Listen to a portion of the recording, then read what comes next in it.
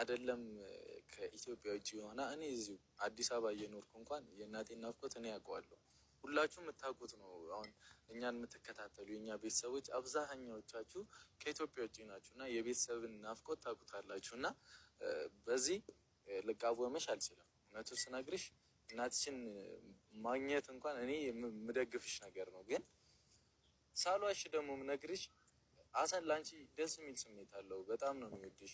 አይ ቲንክ አንቺ ስላለሽው ነው። እኔም በራሴ ስራ ላይ ተወጥሬ እንደ ድሮ በቪዲዮ አንመጣም እና ከካሜራ ጀርባ ነው የምንገናኘው አብረን የምናሳልፈው እና አንቺ ስላለሽው ደስተኛ ነው በጣም ከምታስቢ በላይ እና የሆነ ነገር ስታረጊ ሚዛን ነው ያደርግለት። እናትሽን ጋር የሚሄድሽን አልከለክልሽም ማለት በጣም የምደግፈው ነገር በጣም ደስ የሚል ነገር ነው።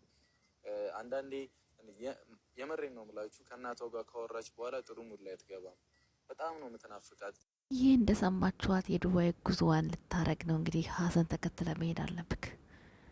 ሸኟቸው እንግዲህ እንደሱ እየጨፈራችሁ ማለት ነው። እና ቡቡ ምን ይደረጋል፣ ቀውጢዎች እብዶች እኮ ናቸው። ዛሬማ ቀበልቶ የኔሉኝ እያለ ነው ቡቡ ማለት ነው። እዚህ ጋር የእናንተ ምርጥ ካፕል የምትሏቸውን መረጥ አርገን አመጣንላችሁ። እስኪ የራሳቸውን ሀሳብ ጻፉ። እስኪ ለእናንተ የሚመቻችሁ ምርጥ ትክክለኛ ትዳር ይዞ ይኖራል ብላችሁ የምታስቧቸውን ከዚህ ውስጥ ኮመንት ላይ ያሳውቁኝ። እስኪ እኔ እነዚህም በሙሉ የመረጥኳቸውን እሺ የመጣሁት ትክክለኛ ፍቅር ሪሌሽንሽፕ አላቸው ብዬ የምተማመንባቸው ከሙቪ ውጭ። ከዚህ በኋላ ብዙ ሀገራት ነው የምንሄደው። በቅርቡ እግዚአብሔር ካለ ደግሞ ዛንዚባር እንሄዳለን። ከዛንዚባር በቃ አፍሪካ ሀገራትን ቀድመን እንዞራለን። ከዛ ዓለምን እንዞራለን። ፈጣሪ እድሜና ጤና ይስጠን እንጂ ብዙ ቦታ እንዝናናለን፣ ኢንጆይ እናደርጋለን። ከማጋር ከእናንተ ጋር ማለት ነው። በዚህ በትንሿ እናበቃውም፣ ዱባይ መተና እናበቃም። ቀጣይም የተለያዩ ሀገራትን እንዞራለን። ዋናው እድሜና ጤና ነው። ለሁላችንም እድሜና ጤናውን ያድለን። እንኳን አደረሳችሁ።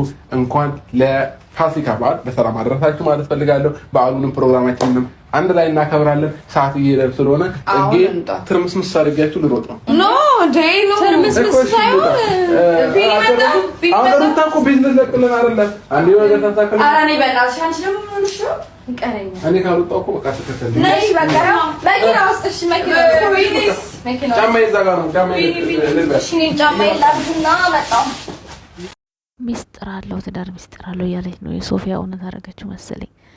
እንግዲህ እንዳየም እንደምታዩት አንድ ፓፓያ ለሁለት እየበሉ ነው አንዋርና ሶፊያ። እንዴት አያችሁት? በምን ሂሳብ ጻፋችሁት? ጉር ነው።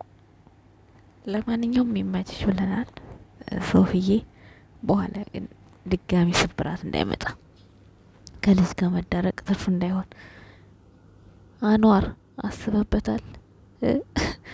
እኔና አንቺ ምንድነን ካፕሎች አይደለም እንዴ ያርግ ይችላል። ይሄ ዩቲዩብ እኮ ሳፈልጉ በግድ ማፈልጉ ቦታ ያስገባቸዋል አንዳንዴ ማለት ነው።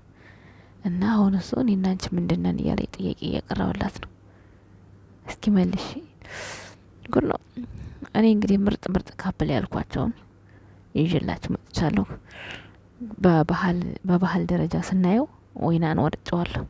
ባህሉ ማለት ነው መጀመሪያ ቡና ይፈላል፣ ዳቦ ይቆረሳል። ከዛ በቃ ትክክለኛ ባህሉን ያከበረ ወይና ነው ከወታጅራ ማለት ነው ከመጀመሪያው ጀምሮ እና በጣም ደስ ይላል። ቡራ ይራስ የኔ አባት እንዴ ነው የሚቆርሰው ለበዓል ማለት ነው። እና በጣም ደስ ይላል። ልጆች ምናምን ቢኖራቸው ምርጥ ነበር። ብቻ ያው ወደፊት ይደርሳል። እና አባወራው ቁጭ አለ። በቃ እኛ ሀገር እንደዚህ ነው። መጀመሪያ ቡና ይፈላል፣ ከዛ ዳቦ እንዲህ ይቆረሳል ገበታ ላይ ተደርጎ ማለት ነው። ማንም ሰው ሲቆርስ አላየውም ከቡታጅራ። ከዛ ጠላ ይቀዳል። ኦ ማይ ጋድ! ወይ የሸዋ ሰው ናት ወይ ደግሞ ጎንደሬ ናት ወይ ጎጃሜ ናት። የወይና ሚስት ማለት ነው። ይመቻችሁ። መልካም በዓል።